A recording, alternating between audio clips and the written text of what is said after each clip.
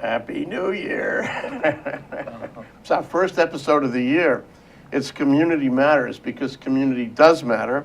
We're going to talk about the way it was and the way it will be regarding the change of year with Fred Hemmings, a former state senator of Hawaii, and Duane Shimogawa, who is a star reporter, the star reporter in my opinion. Sorry I did that. Of Pacific Business News. Okay, you guys, so we're here to discuss, to sort of get navigation, you know, about what happened in the past, where it leaves us, where it sort of deposits us on the shore of 2015. What's our condition? And then looking forward, you know, should we be happy or sad or worried? What do we see going forward? So let's start looking back. Fred, looking back, how do you characterize 2014? So I'm the way it was guy, right? 2014 was pretty much status quo. The election came and went, and that was, of course, in Hawaii, where everything has a political tie to it, was a significant event.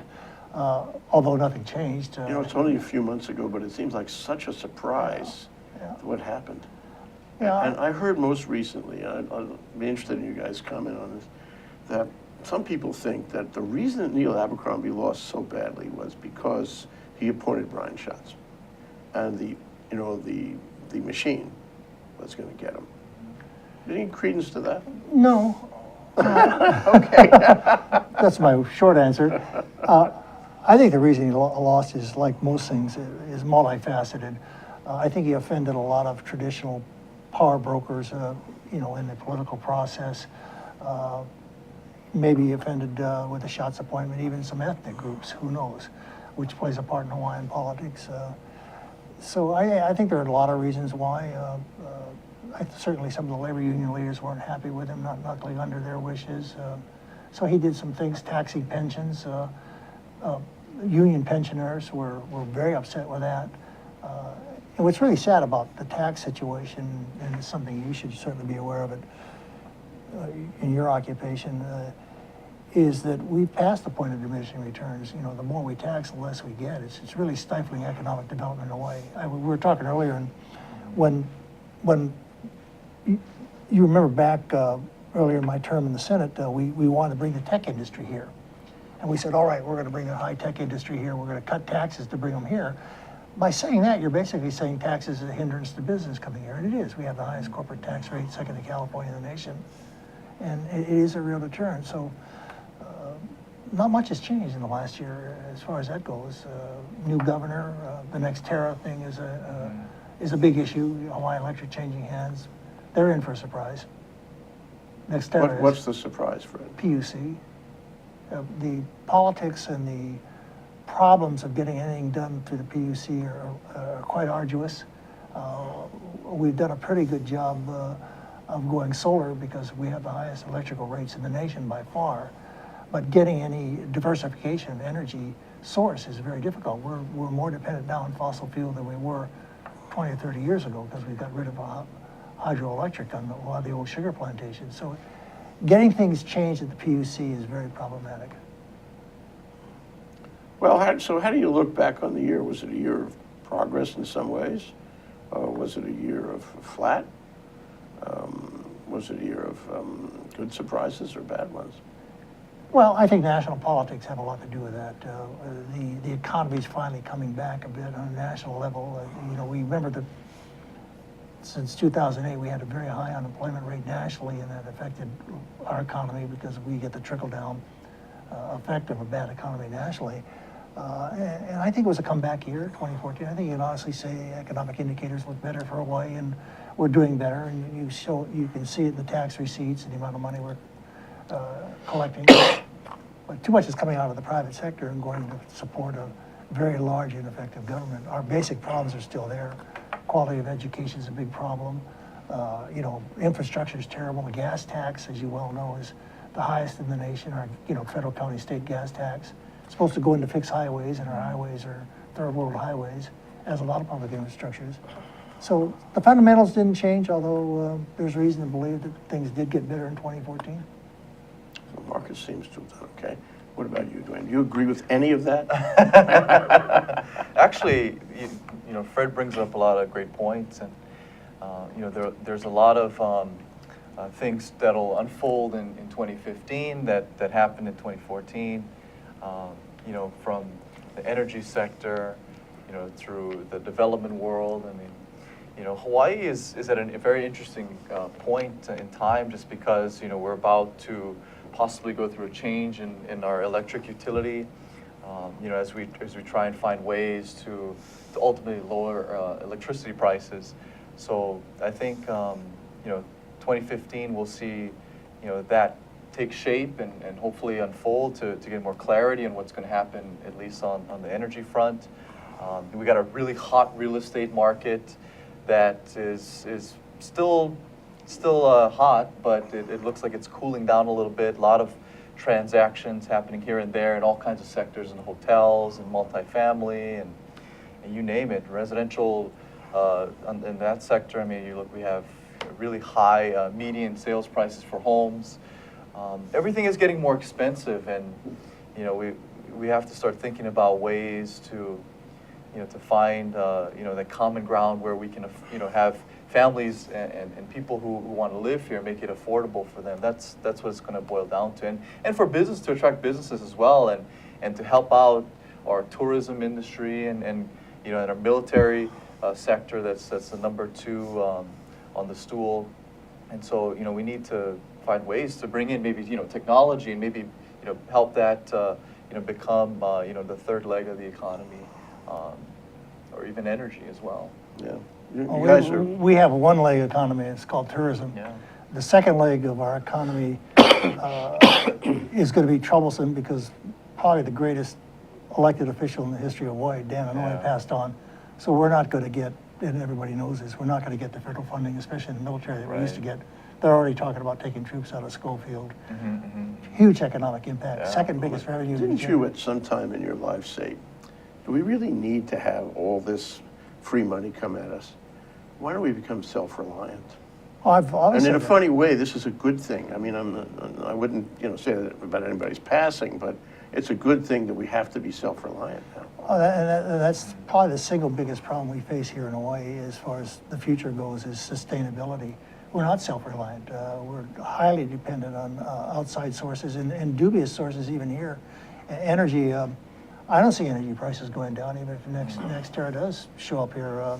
The underlying problems are still there. The PUC stranglehold on diversification. And even though we're getting more and more solar and wind, we're still highly dependent on fossil fuels. That hasn't changed. We're not embracing new technologies. We had a show once, Jay, about small modular reactors. Hawaii has the highest rate of nuclear reactors in the nation in Pearl Harbor. We could easily, you know, have a small reactor. Put a small reactor on Lanai. You could have enough energy to take care of Maui, Lanai, and Molokai at about 15 cents a kilowatt hour, as opposed to 36 or 7 that we're not paying now. So there's so much potential here, and that's the good news. The bad That's news. one of the questions that we should talk about. I mean, granted that you have been advocating for nuclear for a long time. And I mean, I remember, you know, we met in your office one time, and you told me about all these things that are happening around the world. But you know, Hawaii isn't really on the nuclear path. And if you talk to somebody from the Sierra Club, they would probably have you know, sort of a stroke or something when you mention nuclear. You know, their eyeballs would pop out. The Sierra Club's not an environmental organization. They're an anti-capitalist organization. You know, I don't know if you remember. They oppose geothermal. I don't know. You know, they don't have to remind. And they filed a lawsuit against Superferry. So they're not exactly pro-economic development. They're anti-capitalist. No. But you know, what it raises, and I would like you guys to, we should all talk about it, is this thing about adopting new things and changing our ways and saying, oh, there's a good idea, let's do that. Because I don't think it's ever going to change about nuclear, but you made the point earlier that there's a lot of other technologies that we're not really giving them a break. We're focusing to a smaller group of technologies, not a larger group. I mean, what do you think? I mean, the sort of the public opinion, the public feeling, the public direction of Hawaii seems to me in these years, last year and potentially this year, to be more narrow, not less narrow. Thoughts about that? Well, I think there's basically in the public, there's two political parties, if I can politicize it a bit. One is a politics of the status quo, all those with a vested interest in the status quo, which of course are all the government agencies, government unions, government public employees, and then all the publicly induced monopolies that have a vested interest in keeping things just the way they are. Hawaii's a state of economic monopolies. In order to survive, you pretty much you can't have much competition. We can't have two airlines here because they both wouldn't make it, which they didn't. Matson has a tremendous monopoly on moving freight in Hawaii. Young Brothers is an inter-island monopoly. We took away Super Ferry, which provided competition for them. So this is a state of monopolies and special interests that want to keep things just the way they are. Then there's the other side of the coin, those people that want to see change. They want better schools, they want to see economic diversity and all those things, but the people that are living off the status quo rule the roost. The takers outnumber the makers. Well, why do we have such a problem with change? I mean, for example, the Super Ferry went down how many years ago? It must be 4 or 5, 6, 7 years ago. And for 1 or 2 years, Joe Suki put a sort of a nominal bill into the legislature to support the resurrection. They just had, I believe, like a working group, I think it was on one of the neighbor islands, look at the Super Ferry issue and bring all the parties together. And I think they held an informal vote. And in fact, the vote was, to bring back the Super Ferry. And it was in the high 60% range in favor of it. And so I think those kinds of meetings and events that could potentially lead to more serious discussions and not just a nominal bill just sent out just because we want it on the table and there's some support for it.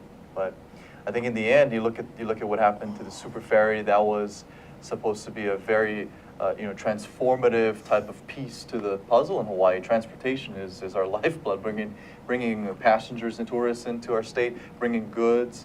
And so this would improve, the business climate in Hawaii. You could have businesses on the neighbor islands doing business on Oahu and vice versa. But it's like you talked about. It's when it comes to big changes, it's hard to get the majority of people to wrap their minds around it. And I think that's just our culture. We don't want to change too much because we feel that we're comfortable in where we're at, and as long as we're living our lives the way we want to, I think most people would just prefer it to be the way it is. And I think it's just a big culture thing as well. There's a great dichotomy in the polling and the actual data concerning Hawaii. And on one side is we're the healthiest people in the nation. And I say we're healthy because of the blessings of aloha, the goodwill of, we're the only state in the nation without an ethnic majority. People are basically good people in Hawaii. And the second thing is our nation is made some great political changes this last election, and Hawaii didn't. So fighting the good place to live is the status quo, going back to business as usual. We rank amongst the worst in the nation for cost of living, energy diversification as far as not being dependent on oil and gas. We're the most fossil fuel dependent nation in the country. Cost of food, cost of medical care. Despite that, we're the healthiest people. And, underneath this facade of prosperity, there's the homeless and all the social problems that we face. The question is whether the social problems and these other kick the can down the road problems are going to start to choke us, say, in 2015. And right after this break, can we go there and see what you guys think about that? That's Fred Hemmings, former state senator, and Duane Shimogawa, star reporter, Pacific Business News. We're here talking about the way it was and the way it will be here on Community Matters, because it does. We'll be right back. Aloha, I'm Keli'i Akina, president of the Grassroot Institute and host on Ehana Kako, a weekly program on the ThinkTech Hawaii broadcast network. Ehana Kako means let's work together. Think of the sad alternative, let's not work together. Here in Hawaii, with all of our diversity and the richness of the people, it's important for us to come together around issues on the basis of what's right and what's good and what's going to serve the common good. And that's what we try to do at Ehana Kako.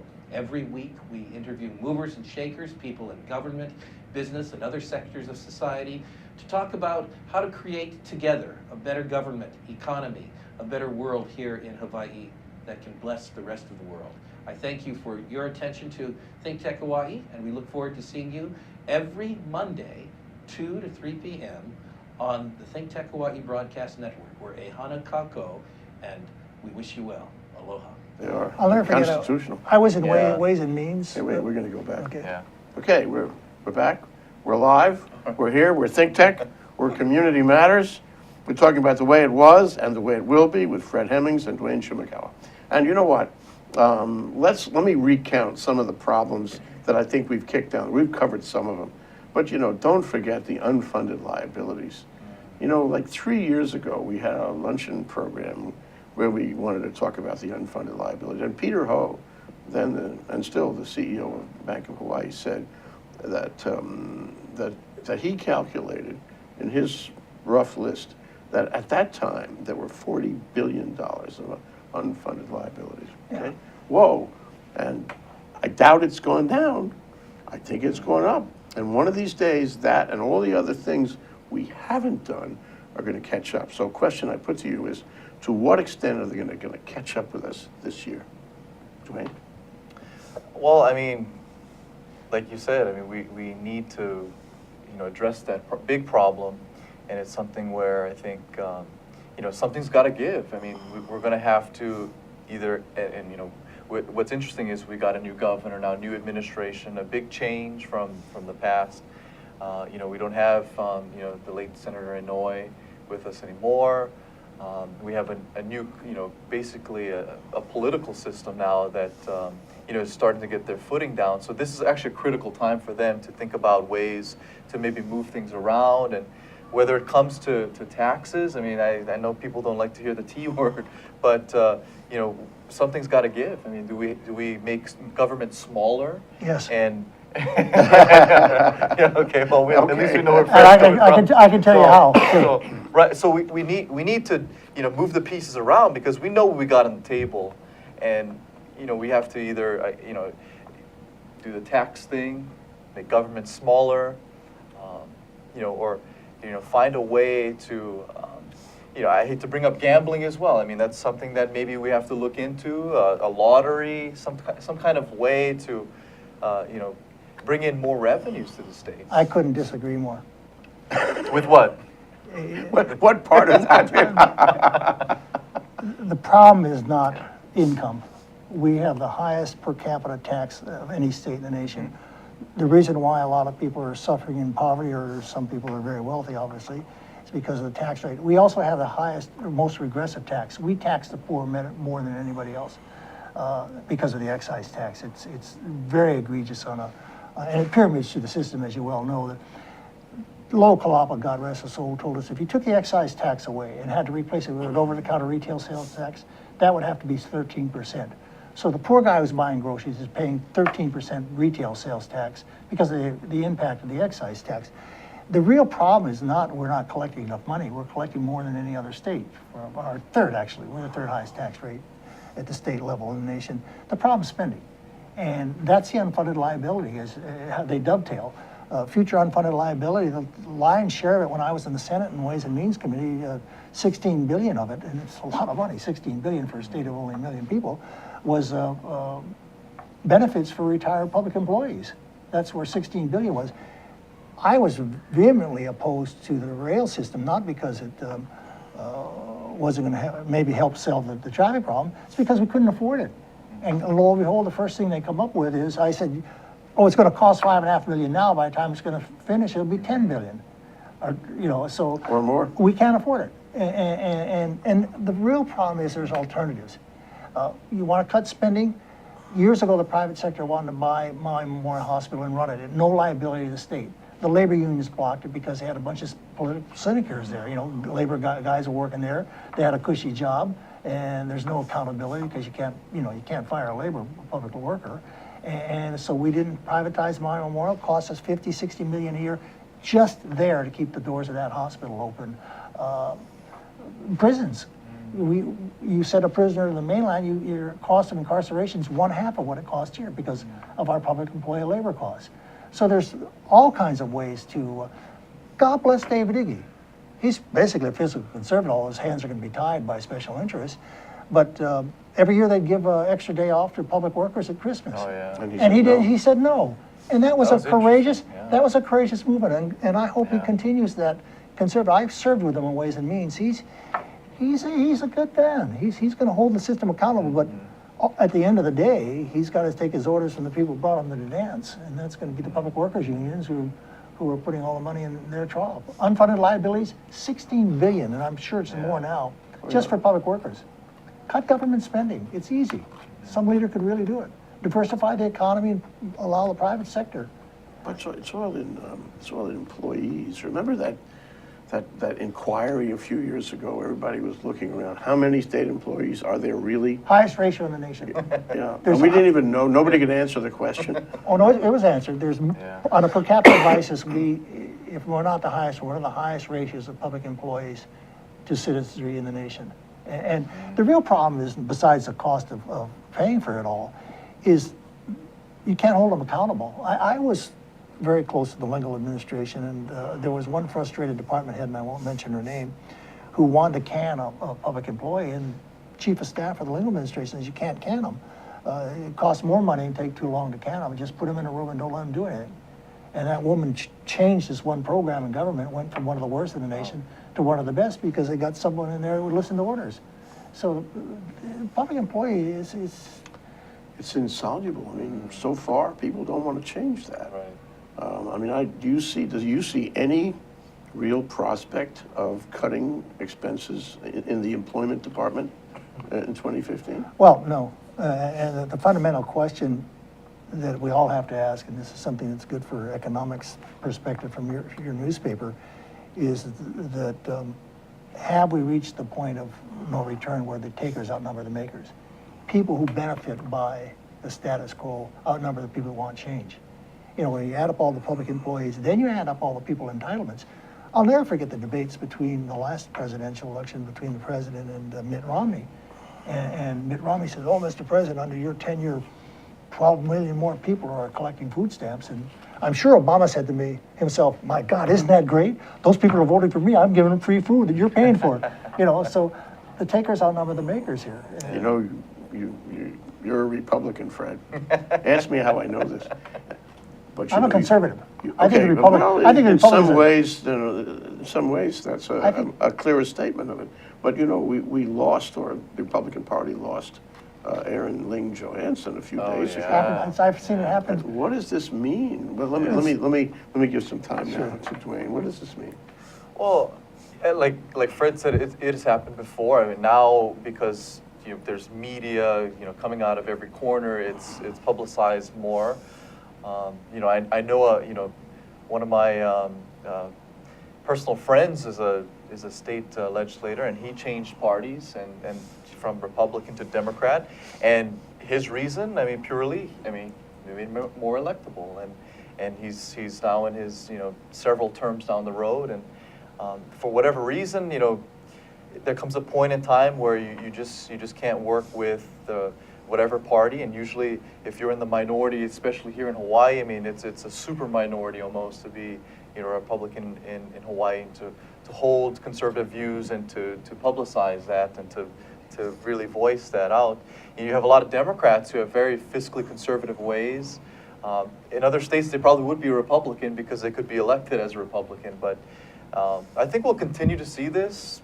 Aaron, he's a young guy, so I think he came to a point where, this is the fork in the road. I'm gonna go and be a Democrat, or I'm gonna stay the road and be a Republican and help kind of rejuvenate that side of the aisle, which needs. I think for me, I don't call myself a Democrat or Republican, and being in the media, you're not supposed to have an affiliation to anything. But you're good at that. You're good at that. I think for one, just for the balance in our democracy, we need that two-party system that's very strong. And in Hawaii, fortunately, and for many years, we haven't had that. Since going back to what, back in the 50s or I mean, way back then, decades ago. Yeah, just as a matter of fairness, I mean, a matter of balance, Yeah. we should have two operating parties.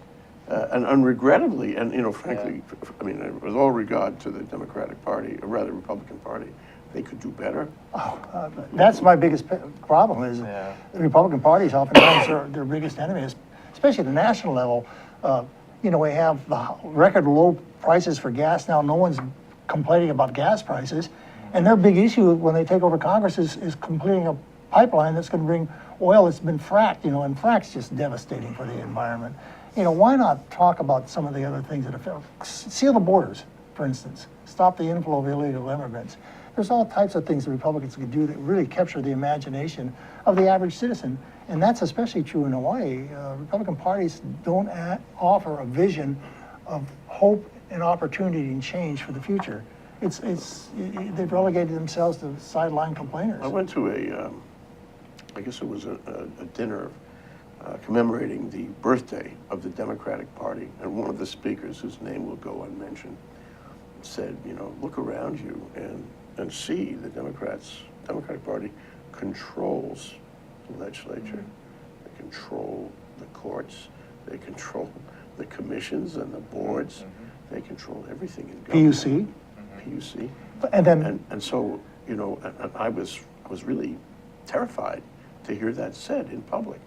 And I'm waiting for somebody in the Republican Party to make two hands clapping here.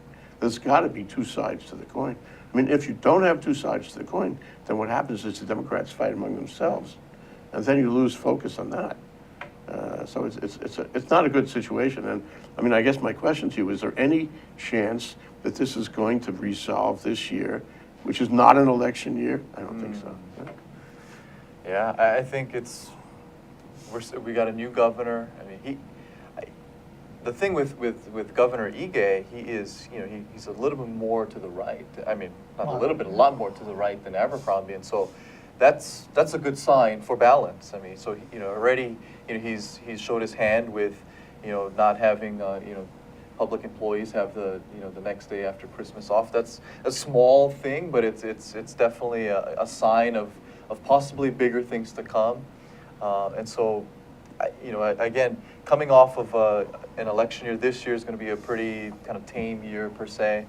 I don't think anything major will change as far as what's happening between the two parties here in Hawaii. What about kaka'ako? You spoke before about the fact we have a mono economy. In large part, we do, and it's made worse by the fact that we're losing momentum in military spending here. Kaka'ako represents the millennial generation. Kaka'ako represents those kids who are looking around for a life, looking around for some roots to put down. And yet, the same neighborhood that draws them, that associates with them, building these huge buildings that none of them will ever afford to live in. that's right. So where are they going to go? I mean, track with me what you think is going to happen to those millennial kids and to the innovation that they might otherwise generate in the year 2015. They made fun of Ronald Reagan when he cut taxes and created a larger income to government. They call it trickle-down economy. In Hawaii, we've got trickle-down poverty. We're You heard it here on ThinkTech. we're creating kaka'ako, and I would say hooray if it was going to serve the interests of the local person looking for a place to live. But so far, all the numbers I've seen, it's offshore investors, wealthy offshore investors building and buying, $1 million condos and apartments. Nobody can afford those here, So the people that used to live in kaka'ako are moving to Manoa. The people in Manoa are moving to Kapolei. The people in Kapolei are moving to Waianae. And the people in Waianae are moving onto the beaches as homeless. It's not a good transition. No, it's not. Let's come back and talk about talk about how this year is going to affect or not affect the building of the innovation industry, whether there's any future in it for us this year, because we have to fix this. We have to give them a life. The technology industry has gone away. I always say that that energy is the technology that technology was supposed to be.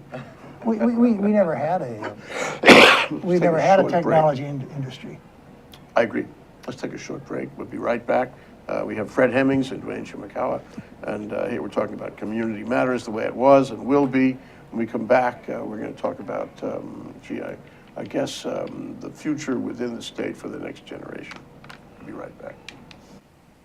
Aloha, I'm Hunter Hevelin, host of Sustainable Hawaii here at ThinkTech Hawaii. You can tune in every week on Thursday at 2 p.m. to see interviews with sustainability professionals from around the state and even further abroad, learning about activities with water management, food security, waste management, and a whole host of other fascinating opportunities to get engaged with making a greener island. So if you're interested in making the transition from consuming individuals to communities of producers, check us out every Thursday. Aloha. Hey, we're back. We're live with Fred Hemmings and Duane Shimogawa, and we're talking about community matters, the way it was and will be. And during the break, you know, sometimes the best things on these shows happen during the break. On the break. Is that where the saying, give me a break comes from? So Duane was talking about these kids, and you know, the question is, when does the pain get to be so great that you have to abandon the old notion of momentum, the old notion of status quo, and actually adopt dramatic changes? Your thoughts? Yeah, I mean, I think the most dramatic effect would be when you become homeless, or when there's another huge life-changing event, when you lose your job because of layoffs, or when you're living with your parents forever because you can't afford to buy your own home. And so you're all of a sudden you're 40 and you're still at home. That's not a very attractive position to be in. But it takes,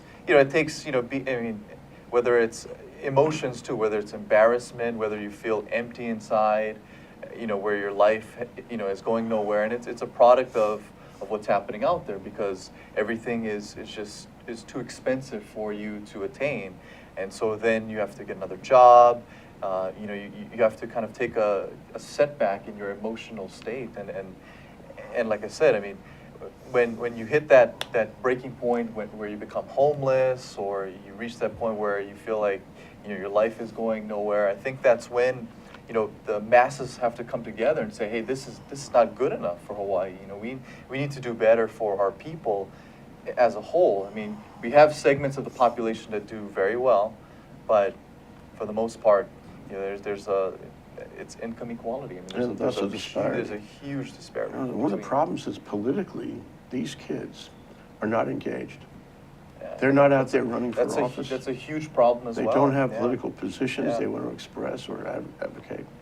And so their easiest option is take off. Yeah. This is it leaves us with a vacuum. Highest rate of apathy in the nation, I think, lowest voter turnout on a per capita basis.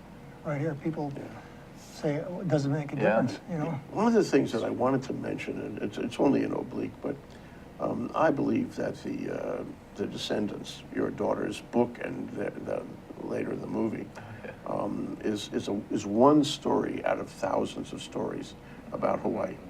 I mean, it's such a huge vein of so rich of material about how this place came together, and is still coming together. And that was only one story, and it was successful because the mainland didn't know about it.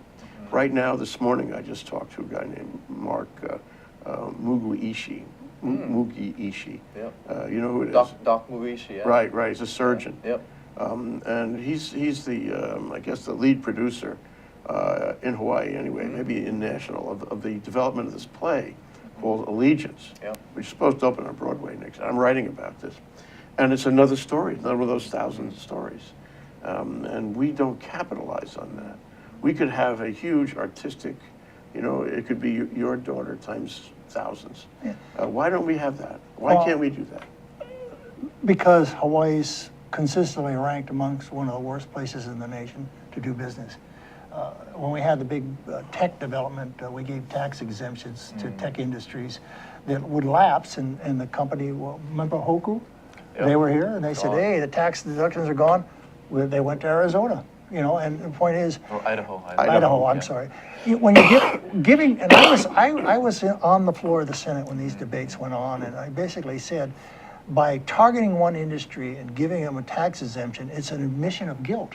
And the guilt is that taxes deter business. So we're going to say, okay, we're going to pick this industry and we're going to give them a break, and then they'll come here. And when the tax exemptions go, they go because can't afford to do business in Hawaii. Yeah. So, you know, proof is in the performance. It's easy for Yeah. us to pontificate about things. But that- your point earlier about how in the early 2000s, we thought we had a chance at a tech industry. We did. I agree with you. We had all these bright-eyed kids coming back Sure. from Silicon Valley with all these Sure. ideas they were going to do, but it went away. It was discouraged. I would say the opposite of encouraged. It was discouraged. And the government really gave a negative nod on that. So they stopped doing it. They went into real estate. No, we gave a positive nod. We passed legislation that would have given tax exemptions, but they dry up. Right. Well, that's exactly right. Act 221, right? Yeah, exactly. That's Yeah, the way. yeah. Do you remember that big fight? Yeah, I mean, that was a mess, but, you know, You're you not as have, young as I thought you were. well, you know, we have some flashes of brilliance, you know, we have the Hank Woos who has, you know, been very successful in the healthcare technology sector, and, you know, he just opened his headquarters in West Oahu, which is very nice. So, you know, and for him, you know, his whole point is he could be in Silicon Valley and doing his thing and making a lot more money, and you know, his technology would grow faster, and he would have more, you know, of his products out on the market just because of his access to capital and so forth. But he's chosen Hawaii because he wants, you know, Hawaii to become a place where our children come back and can survive and work for, you know, his companies or even companies that sprout out from his. And so I think we have some flashes there of people who have been successful, and we need to watch them closely to see, you know, how they do it and did it, and maybe we could you know, duplicate that in other examples. So. But again, you have that's a rare case, and he's found his niche. Healthcare technology, you can do it here in Hawaii. It's one of the technologies that can be done here. You can't do everything here. I mean, manufacturing, it's very expensive to manufacture in hard to Hawaii, do. and so, you know, that's a challenge. But energy and other technology that you can do here in Hawaii, and there's been a lot of success stories in that sector as well. So I think it's choosing the right technologies to work here. And then maybe kind of you know, sprouting more and more businesses off of that, and then maybe we could connect other technologies to what's going on with the ones that are working. I believe in the marketplace and the freedom of the marketplace, called free enterprise. And if you create a fertile economic environment here where people can go to work and be innovative and take risks and make a profit, and profit is a fuel of a healthy economy, it's not a curse word, businesses will develop itself. If they say, yeah, we can take a tech industry away, it's perfect for contacting the Chinese and the burgeoning Chinese market and all that. Let's go to Hawaii because that's a good place to do business. It will happen. And we keep putting Band-Aids, you know, high-tech tax exemptions and things like that on bigger problems. And the bigger problem is we're not a place that's fertile for doing business. And when we become a good place to do business, business will come here because that's what business do. It's true. I hope we can do that. But let me shift gears in the last few minutes. We can't. before. It's a political problem. We cannot, you're saying? It's a political problem. Well, maybe we have to make the Republican Party stronger. Don't hold your breath. When's that going to happen? Let's shift gears a little bit to the international scene. Because you'll have to agree there's some remarkable things that have happened in the past year that, you know, over which we have no control whatsoever, but which will affect us, I believe, somehow. You know, let's look at the Middle East, let's look at ISIS. Let's look at, you know, China, because you talk about these investors coming and buying these expensive properties, they're coming from China. If China's economy softens, all of that softens and we get a direct result. And of course, the same thing with the mainland. But I wonder how you feel about, you know, the old adage is, if everybody runs down to, this was back in the 90s, everybody runs down to Sears and buys a refrigerator, that's not going to affect the economy of Hawaii. Sorry. It has to have what you were talking about, a better sort of attitude and environment for business.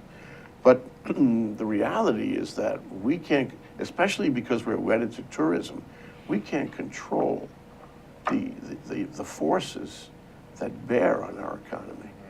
If all of a sudden some terrible thing happened far away, nobody wanted to come here anymore, we would be completely exposed. And I throw at you the proposition that that is more the case now than it was before, because the world is more connected. If one thing happens, who knows, a plane crash, some calamity of some kind, we take it, and we take the hit. Worse than any other without state. being responsible in any way for it. We already have an example of that, Jay, that proves your point. 9/11. Right, And in the wake of 9/11, Hawaii really suffered. right.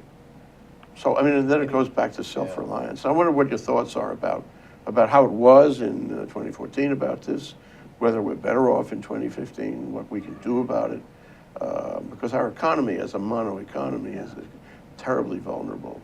We have to look at sustainability and measure it against the quality of life. We can pave this whole island over and become like Manhattan. Everything we eat and consume has to come from outside, except it's not being put on a truck upstate Connecticut and brought into Manhattan. It has to come on a boat over 2,500 miles. So we're extremely vulnerable for that. And what we really have to look at is some real basic concepts and how do you deal with them. Sustainability as carrying capacity. How many people are too many people to preserve the quality of life on this island? We already in Kailua, the district I used to represent, we already think we've passed the point of diminishing returns with transient rentals and tourism. It's destroying our quality. It takes us 45 minutes to go drive through Kailua because of we love the visitors, they're great customers, but at what point does it become too many? And so what's the carrying capacity of this island population-wise? I don't know, but no one's ever talked about it.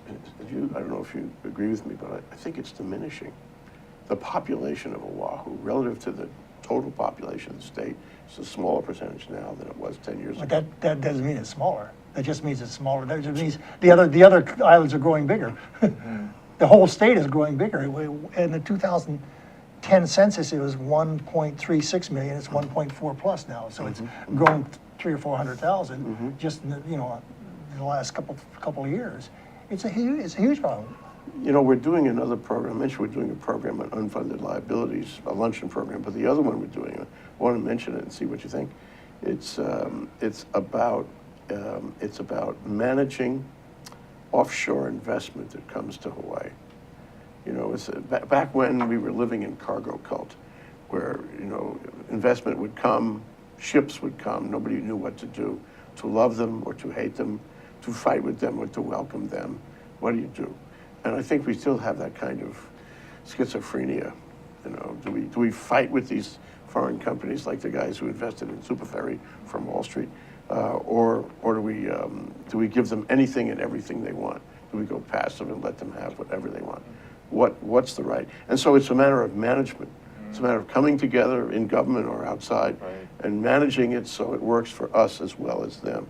We haven't done that very well. We've allowed big box stores to come in here without being accountable to the community at all, and making huge profits and being number one unit in the country.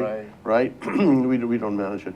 We have issues like Comcast coming in now on Time Warner, and issues like Nextera coming in on Hawaiian Electric. Do you think we will be more sensitive to this going forward? That we will find out that we'll do better if we manage foreign investment? I mean, positively manage it. You mean foreign? Do you mean by offshore or foreign nationals? Foreign meaning no. Anything offshore. I think it's a slippery slope because I think for one, you wanna have the businesses come in and you don't want to show them that Hawaii is not a friendly place for business in general, which we already have, that persona, right? We're known as kind of a rest and relaxation place for the United States and anywhere else you can think of that's cold. But for us, I think we're already behind the 8 ball because we have to fight to show, like for APEC, for instance, we have to fight to get, we got that.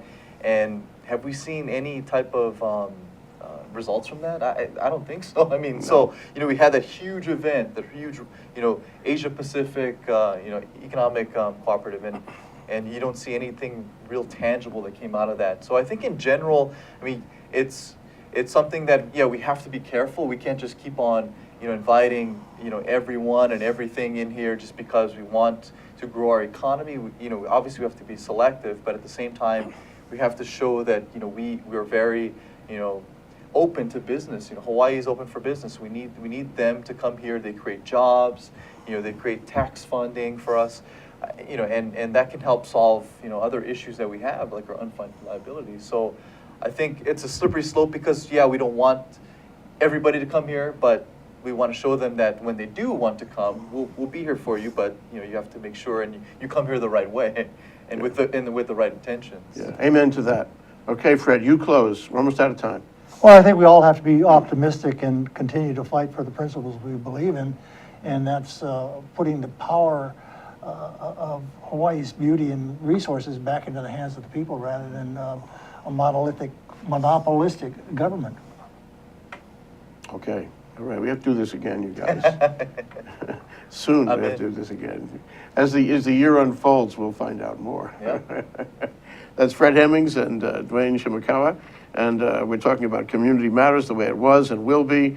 It's an unfolding story here on ThinkTech. Thanks a lot, guys. Thanks, Jay. Thank Well, you. Happy New Year. Happy New Year. We're going to work hard at it. Yeah.